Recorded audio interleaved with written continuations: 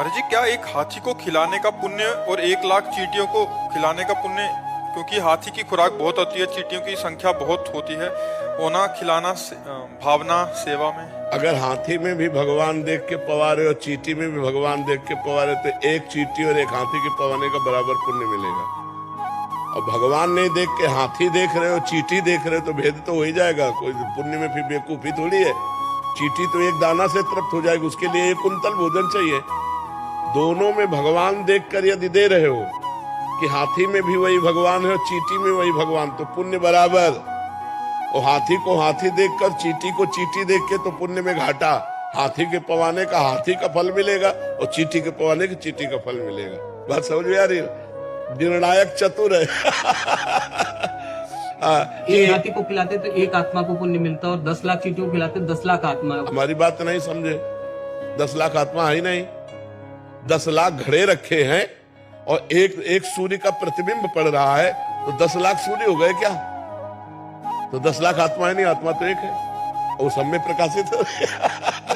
चूंकि हम अज्ञान में है ना, इसलिए समझ नहीं पाते। हमने जो पहला शब्द कहा, जो भगवान हाथी में है वही चींटी में है, अगर ये भावना करके हम पाते हैं तो बराबर फल मिलेगा, क्योंकि वही आत्मा है। आत्मा 10-20 नहीं है, आत्मा 10 लाख नहीं है, आत्मा एक है। देखो, अब आपसे कहें कि ये 5-7 बिजली है, आप हमको क्या कहोगे? खैला यंत्र के कारण उसका प्रभाव अलग अलग है।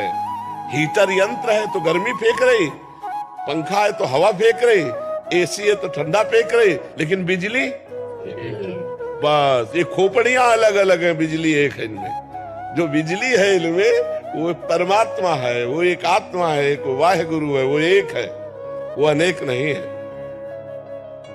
बहुत अच्छे से समझ लीजिए, अगर हम भगवत भाव से किसी को पवाते तो चाहे चींटी को पवाएं चाहे हाथी को पवाएं, हमें बराबर लाभ मिलेगा। और चींटी को चींटी मान करके और हाथी को हाथी मान करके, तो फिर एक हाथी पवाओ और 2-4 अरब चींटी पवाओ, तो शायद समानता की बात जो सोची जाए। क्योंकि परिणाम है ना, वो 1 कुंतल में छकेगा और 1 किलो में लाखों हो जाएंगी, नहीं हो जाएंगी। और अगर एक चींटी में आत्म तत्व भगवान को देखकर, एक हाथी में देख के, तो बराबर फल मिलेगा। वो तुम देख के क्या पाते हो, तुम्हारा विषय है। समझ गए?